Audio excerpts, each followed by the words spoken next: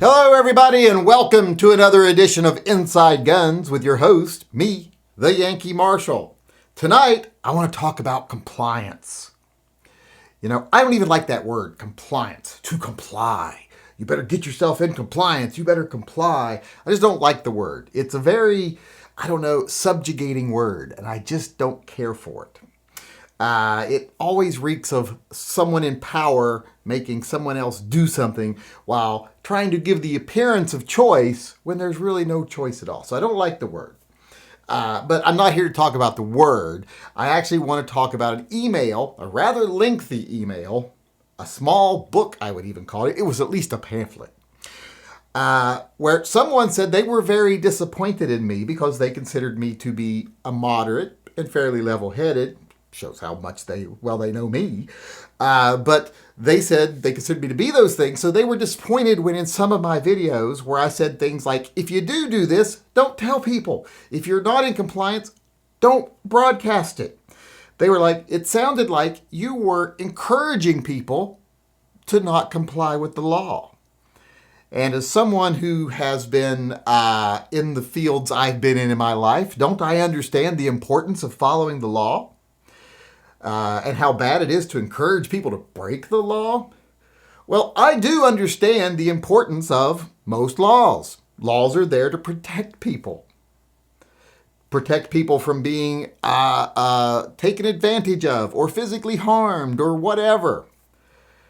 But that's not what all laws are for. Let's not pretend that that's the actual truth, that all laws are about protecting people. That hasn't been true for a very long time. Most laws nowadays are about protecting institutions and protecting classes of people, not protecting individuals. It's like seatbelt laws. That's not about protecting you as an individual. That's about the government protecting the profits of insurance companies that don't want to have to pay for your medical coverage if you get injured in an accident. Same thing with helmet laws. Just like with the vaccine mandate that people have been proposing. Big businesses are the ones that want that. They want the government to tell them they have to have a vaccine mandate so that they can say, well, we wouldn't have done it, but the government made us. And that way, if 6 months from now, it turns out the vaccine is making people's penises fall off or make you grow a penis if you didn't have one, they can say, well, it wasn't our fault. The government made us do it. We have no liability. It's another instance of big business using the government to shield them from liability at the expense of the people. So I do recognize that it is very important to follow the law in some cases, but these laws where there's no real victim, I'm not as worried about people following those, to be honest. And I would never tell anyone to not obey the law. Everyone out there, you should obey the law. I would never violate the law, period. Ever. Well, except for those probably everyday cases where I do, like crossing the street in the wrong place or going 5 miles an hour over the speed limit, blah, blah, blah. So, but my official stance, as far as YouTube is concerned, and any legal authorities are concerned, is do not violate the law. This has been, an after-school special brought to you by the Yankee Marshal. The more you know, kind of a thing. The law is good. You should follow it. But like I said, I've said in many cases, I think some laws are not constitutional. They are an infringement. And whereas I won't say everyone has an obligation to disobey unconstitutional laws, I would say it's perfectly understandable when people violate ridiculous or unconstitutional laws. Let's face it, most anti-gun laws are unconstitutional. Period. They just are. And I think most of them are ridiculous, and most of them are not about saving any lives. If people wanted to save lives, they would do different things. It's like people who come to me and go, I can't believe you don't believe in an assault weapons ban because we could save so many lives, and I'm going to dedicate my life to an assault weapons ban. Well, I'm like, well, you could save way more lives if you volunteered for a health organization that went to Africa and worked. Or if you started a stop smoking campaign or encourage people to get out and walk 2 miles every day. You'd save way more lives than any assault weapons ban would ever save. So it's obviously not the lives you're worried about. It's a bias against guns that's motivating you. So, and it's the same thing with all these people that pass these laws and blah, blah, blah. There's nothing that's really in there that's good for the people. And when that's the case, and a law is unconstitutional, serves no purpose other than to protect the ruling class and the corporations that control the ruling class, I don't really see much point. I really don't see much problem if people disobey those laws. Of course, they're bad, bad, bad people. We're not debating that right now. Of course, our official stance is they're bad, bad, bad, bad people. But I really don't see the harm. If someone's got 8 AR pistols, and they've also got 8 extra stocks for the 2 AR rifles they have. If the government would come in and go, oh, you've got constructive intent there, blah, blah, blah, that would be ridiculous. And I would in no way support them being able to charge that person with something like that. And I would not be in the least bit upset with the person who did it. I wouldn't be like, oh, they're a criminal.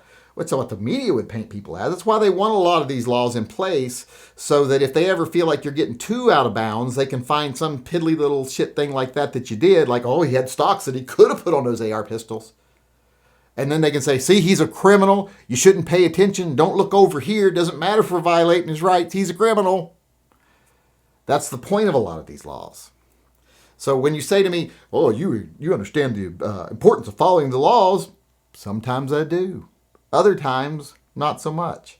But like I said, always follow the law, of course, official stance. But if someone does this stuff, so what? As far as I'm concerned. My official opinion, what I was telling people in those videos, is if you do something like that, if you have an SBR that's not licensed, don't tell people. If you have a short-barreled shotgun that you didn't do properly, you didn't comply with the law, don't advertise it. Don't be someone who goes out there and gives away any advantage they have. I think most people should. I think constructive intent, that's the worst part, because I think most people should, if they are not willing to actually disobey and build an SBR or this type of weapon or that type of weapon, even automatic type of weapons, if you've got one of those pieces that can make it a fully automatic, I don't think you should be prosecuted, especially not if you didn't put it in there. But I think you should have the ability to, in case things ever go pear-shaped and we have to actually fight back against our government or any other power. You should have the ability to put those things together. And to be honest, if you have the ability to put them together and you just put them together and have them ready and you don't commit any crimes with them, what's the harm to anyone? Just don't tell people. That's my main point I'm telling people here. Mostly people who are like, I'm a boogaloo boy, or I'm going to join the Civil War. You know what people who are actually going to fight a civil war don't do is they don't tell people they're going to fight a civil war. They don't go, hey, you know that resistance that's going to rise up against the government? I'm part of that. No, don't do that. And that kind of coincides with not telling people when you're not following the laws. Like, I don't call the police department and go, hey, I'm on Highway 205 right now and I'm doing 85. I thought I'd better let you know. No, that's not what I'm going to do. So it's not a matter of me condoning breaking the law or being a criminal. It's just me saying, if you're going to violate ridiculous laws that aren't hurting anybody and things that I think are unconstitutional, don't advertise it. If you plan on being a revolutionary, well, don't advertise it. The founding fathers, when the British went door to door or came to the pubs and said, hey, are you all involved in this rebellion? They're all like, not us. Yay, the king. We love England. Because they knew it'd be stupid to go, yep, that's us. Because they'd be dead in a minute. So have some sense. That's all my videos were about. Not about encouraging people to break the law. It was just have a little common sense. Because, like I say, that's like the loudmouths. They're always like, boogaloo, boogaloo. They're the last ones that are ever going to do anything. So don't pay any attention to them.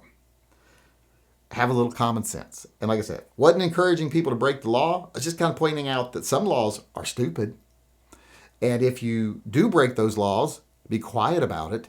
If you're going to be involved in something eventually that could possibly be dangerous to you and your country, don't advertise it. That's all I'm saying. Just be a little bit not cautious would be the word, but a little more less obvious. A little less obvious. Let's just say that. Because that doesn't get anything done. It's like those people who say, if the police come to my door to get my guns, I'm going to die there. Why? Because then you're no good to nobody. Because what they're going to do the next day is going to be a big press release about this crazy guy was doing crazy stuff and the police stepped in and saved the community from him. Whereas if you just went, well, you take what you find, the next day you can be on the news going, the government came in and violated my rights. So if you're a citizen out there, be aware. They're going to come and violate your rights. You do more good that way. So that's all I was saying all along. I never was encouraging anyone to break the law. So don't be disappointed. I'm just saying, do what you do and then keep your mouth shut. All right, everybody, I want to move on to my favorite part of the show now, and that is gun talk. And in gun talk today, I want to address something that came into me from a viewer also here. They were disappointed in me also, a lot of people being disappointed in me lately, that when I was talking about small, micro, 9mm, higher capacity guns that are really popular right now, I left one out. I left out the CZP-10M. And that M stands for, I don't know, macaroons, something. Micro. Micro is what it stands for. I don't know why I couldn't remember micro for a second. But I didn't mention it. And I didn't mention it because I have a bias against CZ. They were like, what do you not like about CZs? Blah, blah, blah. I don't have any problem with CZs. I own CZs. I like CZs. Now, I don't think the CZP-10 is anything special, like people made it out to be. You know, like all the gun channels that were, getting free guns and money to say it was the best polymer gun ever made. I just didn't find it impressive. I just thought it was another addition to striker-fired polymer gun. So it was one more choice. And the reason I didn't mention the micro version wasn't because I had anything against it. I just didn't know it existed. I didn't know it was such a thing. But I thought I'd make up for it tonight by mentioning it. So if you're like me and you didn't know it was a thing, hey, check out the CZP-10M. Like I said, not a bad looking little gun. Nice looking little gun. I never had anything against the CZs, period. And I think this gun doesn't look too bad as far as small, micro, 9mm guns are concerned. The trigger's a little chunky. Kind of reminds me of a Steyr trigger. But other than that, perfectly viable little weapon. I didn't leave it off on purpose, like I said. Just didn't know it existed. Now, it holds 8 rounds and it's 9mm, so it's not the highest capacity of these groups of little popular micro 9s now, but would definitely get the job done. So if you're a CZ fan, a striker-fired gun fan, and you like the little micro 9mm crazes going on now, the CZP-10M might be for you. And the only reason I didn't mention it in the last videos where I was talking about these types of guns is, like I said, I didn't know it existed, but now I do, and so do you if you didn't already. All right, everybody, I'm going to end tonight with our pet rescue of the day. And today we have Angus, who is the lab in this picture, and Coop, who is the pity mix in this picture. And they are brought to us by Jordan E. I had to look down here at the name here, make sure I remembered it was Jordan E. But these are 2 rescues, as the segment implies. Now, the lab, Angus, was rescued several years ago from a kennel. Coop, who I keep wanting to say, a word is totally okay where I'm from because it means raccoon, but it's Coop. He was rescued recently. He was abandoned at Jordan's wife's work. He was about 6 months old, and he was showing definite signs of abuse. He was malnourished. He was skittish, had been beaten, obviously. Well, they took him in, and now he is a wonderful little puppy. I mean, just look at that face. He's very happy. Pity mixes are just awesome anyway. People give pity mixes a bad rap. I think they're some of the best dogs you could ever get. And it looks like Coop is proof of that. And I wanted to show Coop today, not only because pity mixes are such good dogs and people kind of malign them. Pitties themselves are great dogs and people kind of malign them. But I also wanted to show that just because a dog has suffered abuse early in its life doesn't mean it can't get over it and become a great dog. Become a great addition to the family. A lot of people were wary around dogs that are skittish or scared or have been abused when they were younger because they think, well, they'll never trust people. Not true. Once they meet good people and they learn to trust people, that these are my people, this is my family, and they love me and I love them, they're fine. So don't write dogs off just because they've suffered a little abuse. Those are often the ones that have the most love to give because they haven't found anyone to give it to yet. So you could be the lucky one to receive it. So that's why I wanted to show Angus and Coop, who were rescued by Jordan E. and his wife, obviously. A perfect example of just because a dog's life starts out rough doesn't mean it has to stay rough, because there are great families out there that are willing to give them a loving home. All right, everybody, that's our show for today. I hope you enjoyed it, and I hope you come back again tomorrow. Until then, I just want to sign off, as usual, by saying, as far as the state of the world today is concerned, it is what it is. It could be a lot worse, but it could still be better. And if we as a community start to ignore the fearmongers, the profiteers, the fake activists, the people who want to manipulate you just so they can get your money, they don't care about your rights or you as an individual. If we ignore those people and keep level heads about us and fight the good fight for our rights in this country, what things will be for people who value the Second Amendment and freedom in general in the very near future is better.